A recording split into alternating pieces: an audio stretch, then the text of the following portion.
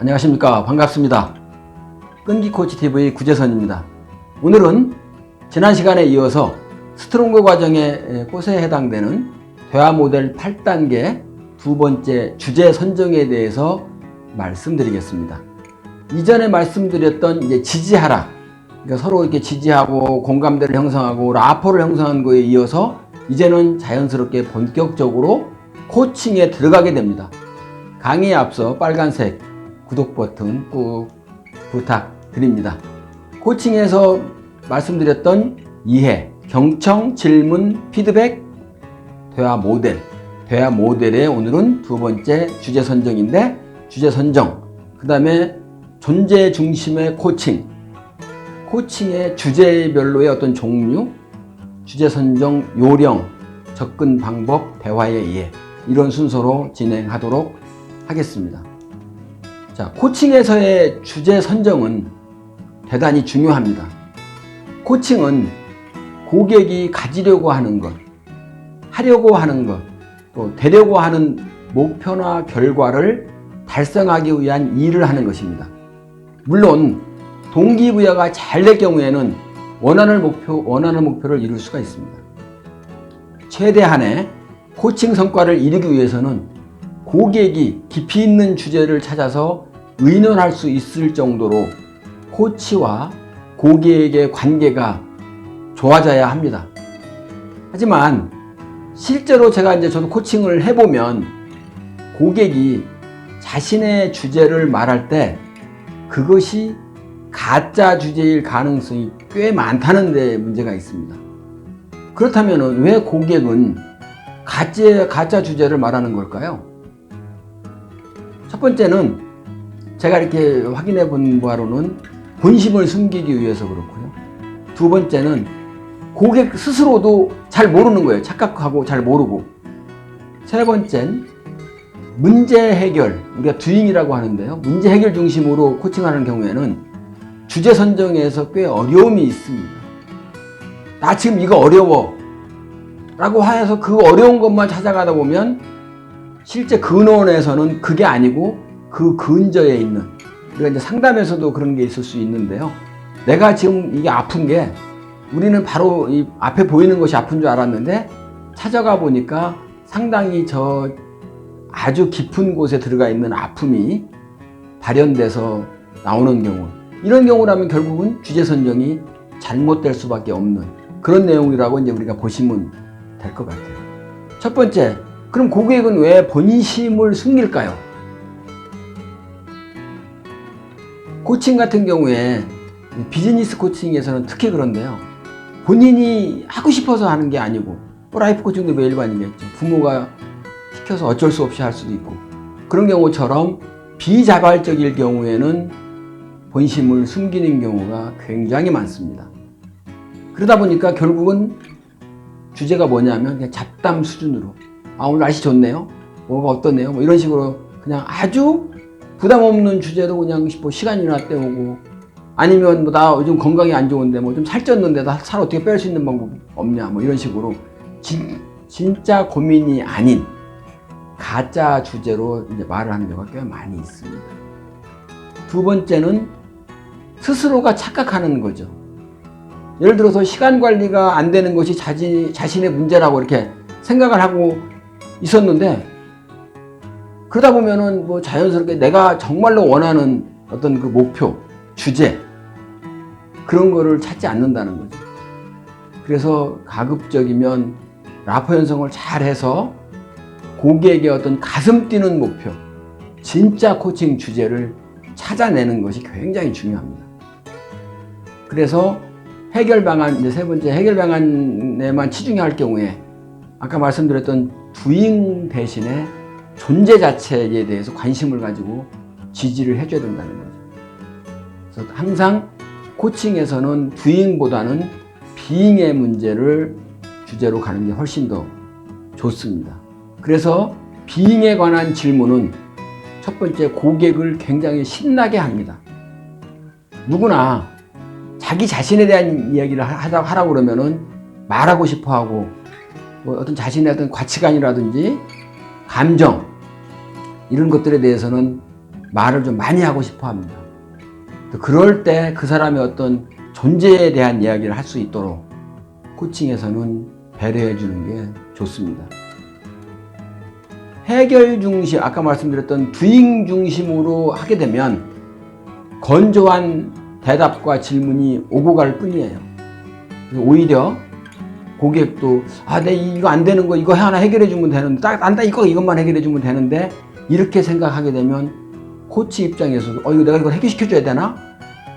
그렇게 따라갈 수밖에 없는 그런 문제가 생기는 거기 때문에 그렇게 하지 마시고, 코칭에서는 가급적이면 존재에 대한 being을 찾아가서 그 사람의 어떤 존재 근원부터 정체성부터 이런 걸 찾아가는 것이 매우 중요합니다. 존재 중심의 질문은 고객이 자신을 오픈할 수 있도록 하기 때문에 굉장히 코칭에서 중요하다고 생각을 하시면 됩니다. 예를 들면 being 위주의 질문을 하게 되면 첫 번째 정체성 같은 경우에는 당신의 이런 특성이 어떤 특성이 당신을 감탄하게 하나요? 당신의 어떤 특성이 좋으신가요? 당신의 장점 중에서 어떤 걸 가장 좋아하십니까? 또는 당신의 정체성은 무엇이죠? 이렇게 질문할 수도 있겠죠. 또 재능에 대한 질문일 경우에는 당신한테 가장 훌륭한 재능은 무엇이 있습니까? 인생에서 가장 열정적으로 추구하는 것은 무엇이죠? 그 다음에 역할과 커리어 같은 질문에서는 당신한테 어울리는 직업이 뭘까요? 어떤 것이 당신의 커리어에서 가장 자랑스럽죠? 이런 식으로. 그래서 being 위주로, 존재 위주로 질문을 해주면 고객도 굉장히 열정적으로 신이 나서 이야기를 하게 되고, 거기 자체에서 우리가 경청을 하면서 질문을 찾아가면 훨씬 더 좋은 코칭을 만들 수가 있습니다. 그래서 진짜 주저를 발견하기 위해서는 고객의 감정을 이해하고 고객과 같은 편이 되어야 됩니다. 고객이 얘기할 때는 그 이야기를 꾸준히 들어줘야 됩니다. 자, 일단 주제 선정에 대한 거기 때문에 분야별로 한번 봤습니다. 비즈니스 코칭 쪽, 그 다음에 돈 관리 코칭, 커리어 코칭, 감정 코칭, 연애 코칭, 기타 여러 가지 등등등이 있는데, 예를 들어서 비즈니스 코칭 같은 경우에는 가장 많이 정하는 주제라고 보시면 성과 향상에 대한 코칭, 부하 역량 강화 코칭, 조직 내 소통 코칭, 효율적인 업무를 위한 시간 관리 코칭 등 주로 이런 경우가 많겠죠. 성과 향상 같은 경우에는 매출액 증대라든지 생산성 향상, 수익 증대, 또 부하 역량 강화 같은 경우에는 부하 직원의 리더십 강화 또는 직무 향상 능력, 이런 부분들을 줄 수가 있고요. 그 다음에 조직 내 소통 코칭 같은 경우는 동료들과의 어떤 관계, 소통, 다른 동료한테 좋은 영향을 주는 거, 또 이런 경우를 이제 어떤 조직에서 어려움이 생겼을 때 많이 하는 부분이죠. 여러분의 소통 능력은 어떠신가요?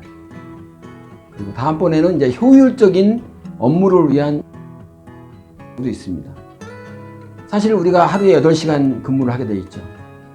제한된 시간, 주어진 시간 안에 어떻게 활용하느냐에 따라서 조직의 성과가 달라지게 됩니다. 그래서 시간의 중요성을 자각하고 가장 효율적이고 이상적인 방향으로 시간 활용하는 그런 능력을 키워주는 그런 주제라고 보시면 되겠습니다. 그리고 두 번째로는 이제 돈 관리 코칭 같은 경우에, 어쨌든 세상을 살아가려면 돈이 필요하죠.